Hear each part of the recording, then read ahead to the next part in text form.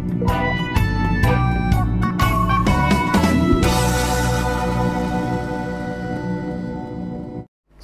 siang teman pemilih dimanapun Anda berada.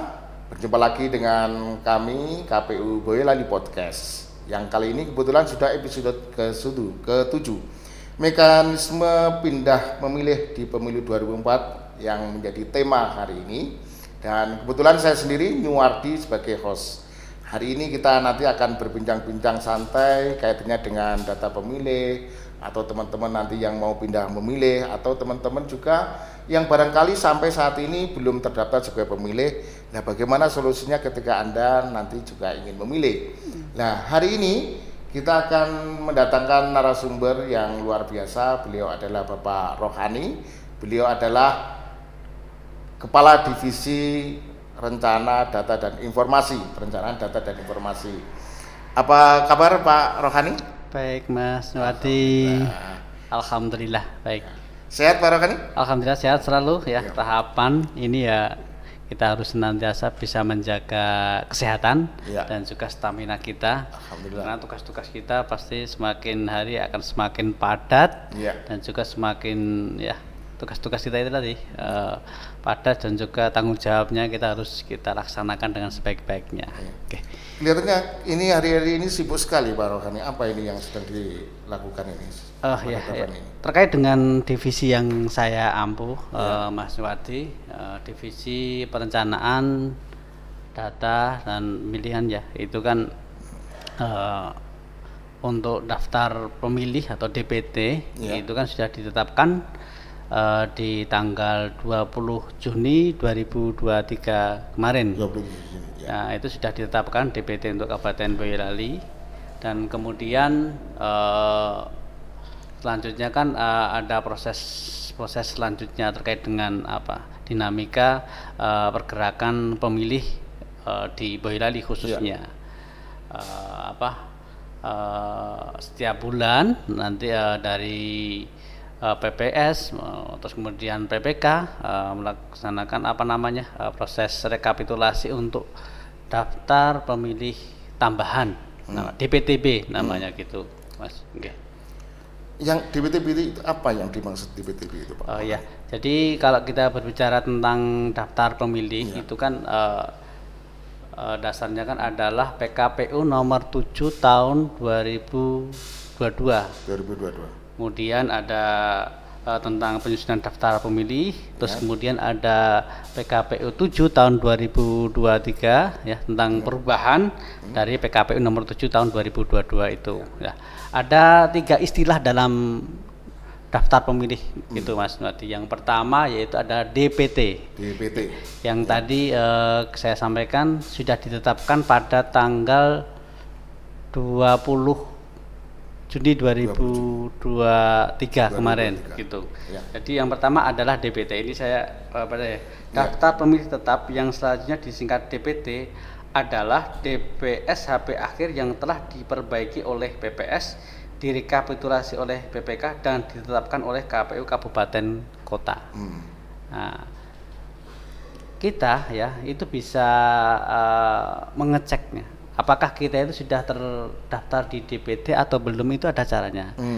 Bagaimana itu caranya? Tinggal nanti menggunakan melalui internet ya, dengan cek DPT online. Jadi nanti teman pemilih bisa secara langsung nanti cek DPT. Cukup nanti mengisi NIK masing-masing, nomor induk kependudukan diisikan saja, diklik, maka kemudian akan muncul apakah kita sudah terdaftar atau belum dalam DPT itu untuk pemilu tahun 2024.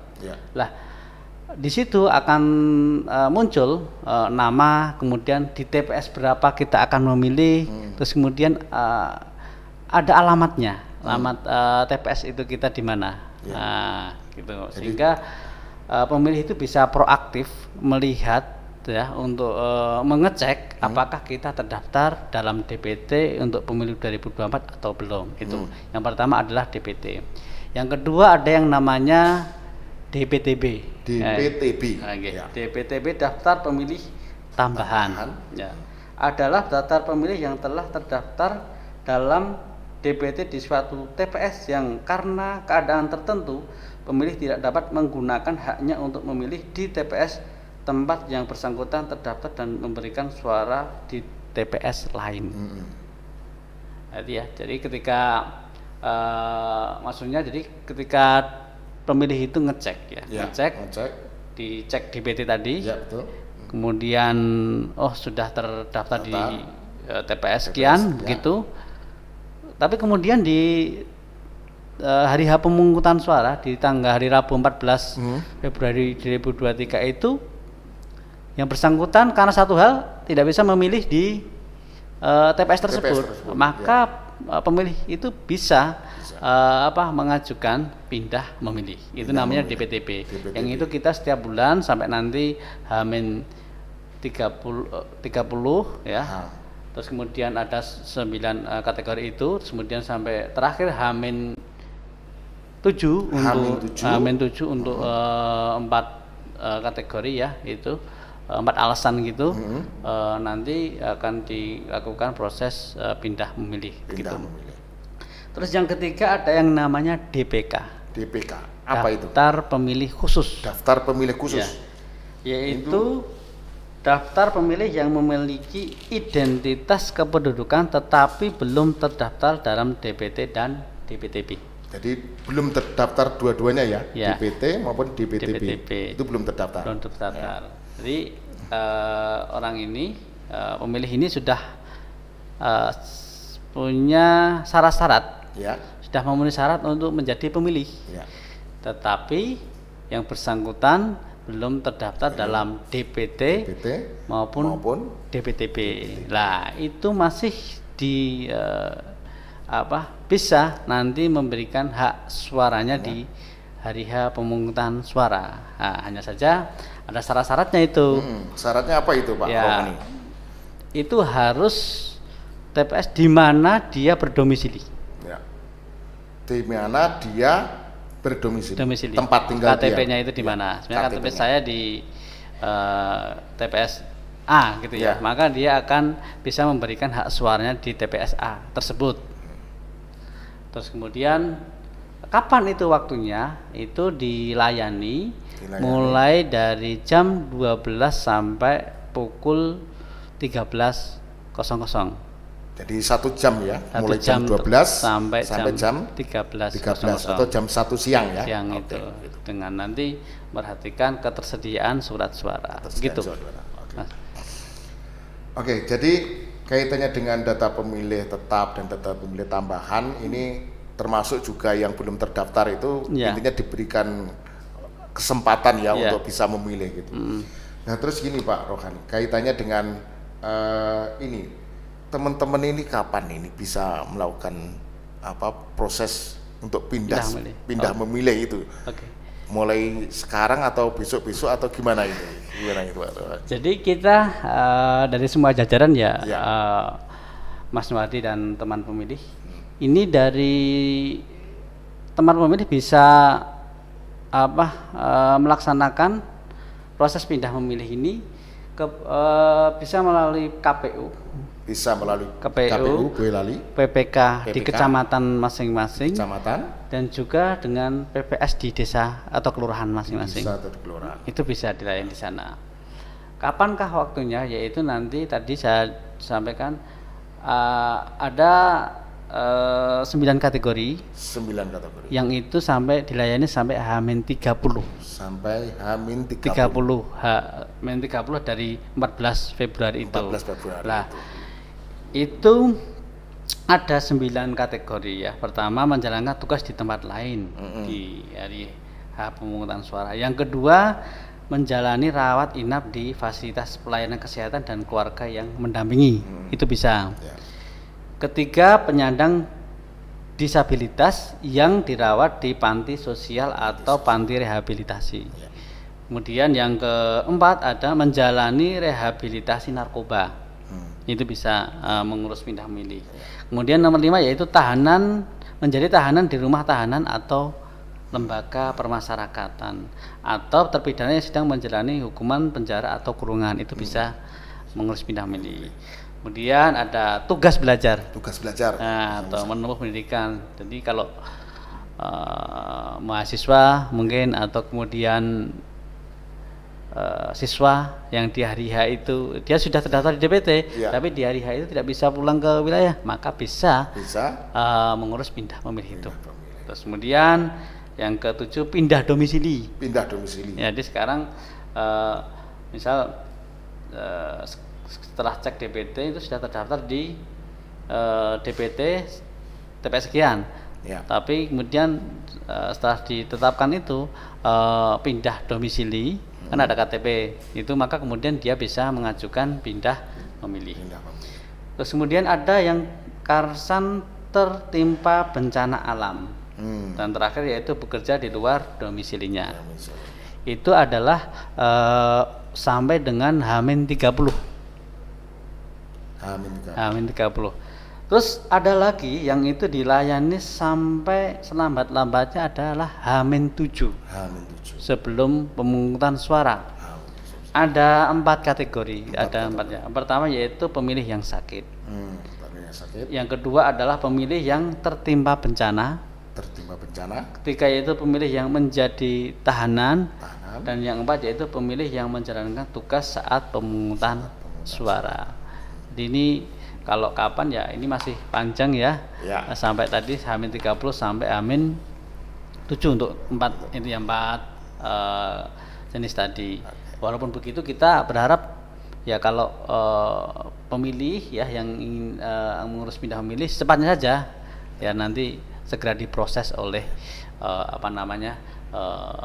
kita, baik itu PPK, PPS maupun KPU. Itu Mas. Itu cara untuk mengurus itu ribet nggak itu? Gimana itu caranya Pak Rohani? Ini jangan-jangan teman-teman ini pada malas karena kan punya pandangan ribet. Ya. Gimana caranya mengurus? Jadi kalau kita ya dari penyelenggara pemilih ya itu ada pemilih itu mudah ya untuk melakukan proses pindah memilih itu. Dan jelas kita tadi ya kita menyediakan helpdesk untuk melayani pemilih yang akan pindah memilih. Cukup nanti akan ada beberapa kategori tadi. Ada dokumen yang harus dipersiapkan. Dokumennya apa itu? Ya, yang jelas tadi yang pertama harus terdaftar dulu di DPT. Caranya bagaimana tadi untuk mengecek di cek DPT online. Pastikan itu sudah terdaftar di DPT. Itu syarat harus itu. Nah, tadi untuk yang pemilih tadi ya, jenis-jenis pemilih itu ada syarat-syarat dokumen bukti pendukungnya. Ya, yang pertama untuk yang tugas, karena alasan tugas itu nanti harus ada surat yang ditandatangani oleh pimpinan atau dari perusahaan. Nah, itu kemudian yang kedua yang rawat inap itu ada surat keterangan dari rawat inap. Gitu. Dan juga kalau yang pendamping tadi adalah surat pernyataan pendamping. Kemudian yang ketiga penyandang disabilitas itu ada surat keterangan dari panti sosial tadi. Kemudian yang menjalani rehabilitasi narkoba itu ada surat keterangan dari pimpinan lembaga. Kemudian yang menjadi tahanan di rumah tahanan itu ada surat pernyataan dari Kalapas ataupun Karutan. Nah, untuk yang jenis tugas belajar itu ada surat keterangan dari sekolah ataupun instansi di mana dia belajar itu. Pindah domisili tentu saja ada bukti identitas diri, KTP. Gitu.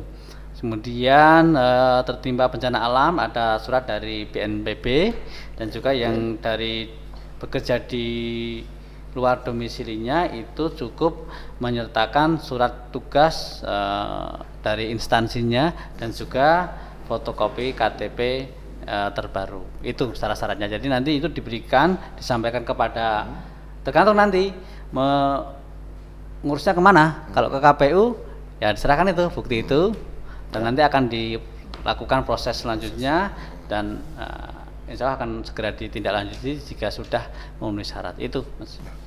Kalau misalkan ada tadi teman pemilih itu mau pindah tempat pemilih itu, KPU gimana itu cara memprosesnya itu, cara melayani teman-teman itu? Ya, itu ada misalkan harus datang ke KPU misalkan. Ya. Nah ini KPU itu bagaimana untuk kesiapan untuk melayaninya, apakah di sana ketemu satpam atau ketemu fungsioner siapa gitu? Oke. Mungkin ada yang perlu disampaikan sehingga nanti teman-teman pemilih itu kalau yang datang itu tidak bingung harus kemana gitu. Gimana itu KPU melayani kaitannya dengan teman pemilih yang mau pindah ini, Pak? Oke, Mas. Jadi tadi saya sampaikan di depan tadi ya. Ya. Kita punya PPS di tingkatan desa, kita punya PPK, kecamatan maupun KPU. Itu di sana nanti ada 4 pelayanan untuk bagi pemilih yang akan pindah memilih. Dilayani di sana. Jadi nanti ada jam kerjanya dan nanti akan dilayani oleh itu tadi ya, badan itu kita di bawah ataupun di KPU sendiri. Nah, mekanismenya tentu saja tadi kita akan mengecek apakah yang bersangkutan sudah terdaftar di DPT atau belum. Itu yang dicek pertama ya. Nah, pertama itu. Terus kemudian menyediakan formulir pindah pemilih. Ya, formulirnya pindah memilih dan nanti memastikan nanti syarat-syaratnya itu sudah sesuai. Tadi kalau seandainya tugas belajar pastinya harus ada surat keterangan dan belajar dan itu semuanya nanti akan diolah oleh sistem oleh KPU sendiri, akan kelihatan. Nanti akan di TPS mana nanti akan kelihatan, sehingga ada pindah memilih untuk masing-masing pemilih yang akan pindah memilih itu, Mas. Itu, Mas. Oke. Begini Pak Rohani, mungkin perlu dijelaskan juga ini teman-teman pemilih ini mungkin juga ada kekhawatiran ketika dia pindah memilih. Itu apakah juga mendapatkan 5 surat suara itu atau gimana? Apakah nanti mendapat kurang dari 5 surat suara itu, Pak? Mungkin bisa dijelaskan ini. Menarik ini, Mas Wadi. Gimana itu? Jadi kalau kita nanti ya memilih itu kan nanti di pemilu tahun 2024 kan ada 5 jenis surat suara ya, Mas Wadi ya. Ada satu untuk surat suara presiden dan wakil presiden, terus kemudian DPR RI, DPD RI, kemudian DPRD provinsi dan DPRD kabupaten kota. Nah, kalau yang tadi ya yang DPT, maka kemudian dia akan mendapatkan lima-limanya. Kalau DPT ya. DPT. Lah, untuk yang DPTP bagaimana? Itu nanti akan menyesuaikan di mana dia terdaftar di DPT itu. Contohnya gimana? Contohnya ya, karena kan kita kan dibagi dapil-dapil kan gitu ya. Kalau dapil presiden itu kan mencakup semuanya ya, Indonesia wilayah. Jadi dimanapun, entah kalau saya mungkin di Boyolali mau pindah ke Jawa Timur ataupun ke luar Jawa, Sumatera, itu akan mendapatkan satu surat suara, yaitu surat suara presiden dan wakil presiden. Karena itu berlaku untuk satu Indonesia. Untuk yang lain bagaimana? Nah itu. Berarti karena sebenarnya kalau di Jawa Tengah ya mau pindah ke Jawa Timur, maka dia nanti hanya akan mendapatkan satu surat suara. Kenapa? Karena dapilnya sudah berbeda. Untuk DPD kan hanya untuk Jawa Tengah, sehingga dia tidak mendapatkan surat DPD RI. Terus kemudian DPR RI gimana? Karena beda dapil, maka kemudian dia juga tidak mendapatkan. Untuk DPRD kabupaten kota bagaimana? Dia juga tidak mendapatkan surat suara DPRD kabupaten kota, karena tadi beda dapil gitu. Tadi ya. Itu perbedaannya itu lah. Untuk waktu jam berapa dia mendapatkan kesempatan untuk memilih itu sama seperti pemilih yang tercantum dalam DPT, yaitu dimulai jam 8 sampai dengan jam 7 sampai dengan pukul 13. Kan gitu kan. Kalau tadi kan beda, kalau yang DPK itu kan yang menggunakan KTP tadi kan adalah dimulai pukul 12 sampai dengan 13 ya gitu. Hanya bedanya nanti kan kalau pemilih setempat kan berarti surat suaranya kan ya dapat semua. Kan itu. Nah, kalau yang DPTB itu tadi tergantung dari dia terdaftar di DPT mana? Pindahnya kemana? Nah, begitu. Misal kalau mungkin dalam masih satu lingkup, satu dapil, bisa satu Jawa Tengah gitu ya. Jawa Tengah, satu provinsi. Ya, misal kalau satu provinsi. Berarti minimal dia akan mendapatkan dua. DP untuk DPD dan presiden dan wakil presiden. Nah, kalau misal satu provinsi. Ya, mungkin nanti kalau yang DPR RI tergantung di mana dia terdaftar di itu dapil mana gitu aja. Gitu Mas Mati. Oke, sangat jelas sekali. Jadi intinya tergantung dari apakah dia itu nomor suara atau capres atau lengkap atau tidak, tergantung dapilnya tadi ya. Iya, dari mana dia terdaftar di DPT. Ya, gitu. Nah, ini jadi untuk selanjutnya ini dari Pak Rohani barangkali ada pesan ke masyarakat kaitannya dengan apa teman-teman yang mau mengurus pindah TPS atau yang belum terdaftar, itu mungkin ada pesan-pesan yang ingin disampaikan ke masyarakat. Oke. Ya, terima kasih Mas Sumardi, teman pemilih. Jadi KPU berkomitmen dan berusaha untuk memaksimalkan agar pemilih itu bisa memberikan hak suaranya. Ya, prosesnya mulai dari kemarin ada kita coklit kan sampai kemudian DPS, kemudian DPT. Terus hari ini ada yang namanya DPTB. Dan nanti ada DPK. Kita berharap masyarakat pemilih itu aktif. Pertama aktif untuk ngecek apakah dia terdaftar atau belum. Pertama itu. Itu tadi melalui cek DPT online. Cukup syaratnya hanya mencantumkan nomor induk kependudukan. Teman pemilih akan bisa mengecek terdaftar atau belum. Pertama itu. Jika sudah terdaftar, maka kemudian jika ada karena beberapa alasan tadi di hari H tidak bisa memberikan hak suaranya, teman pemilih itu bisa melakukan pindah memilih tadi, bisa ke PPK, PPS maupun KPU dengan menyertakan persyaratan tadi, surat keterangan dan yang lain. Maka dari itu siapapun bisa selama itu persyaratannya sudah terpenuhi akan kita proses dan nanti kita layani sampai untuk yang 9 kategori itu sampai H-30, dan untuk yang 4 kategori akan kita layani sampai H-7 sebelum hari H pemungutan suara. Maka dari itu mari kita bersama-sama, kami mengajak kepada seluruh elemen masyarakat ya, mari kita sukseskan pemilu tahun 2024 ini. Bagi pemilih tentu saja jangan sampai Anda kehilangan hak pilihnya, Anda menyia-nyiakan hak suara Anda. Walaupun di hari H tidak bisa memberikan hak suara di TPS Anda terdaftar, Anda masih bisa mengurus surat pindah memilih dan bisa memberikan hak suaranya. Walaupun ya tadi ya sesuai nanti pindahnya di mana, hak suaranya juga akan menyesuaikan di mana dia terdaftar di DPT dan di mana dia memberikan hak suaranya. Jadi jangan takut untuk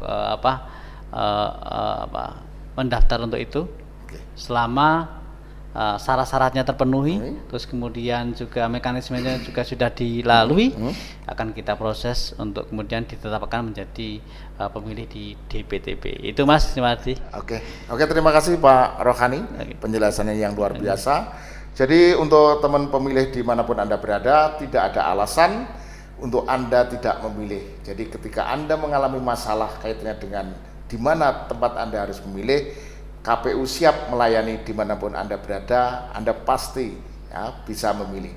Saya pikir begitu. Dengan acara KPU Boyolali podcast ini diharapkan partisipasi masyarakat khususnya di Boyolali kaitan dengan pemilu ini meningkat dengan tajam. Saya pikir itu, terima kasih dan selamat siang.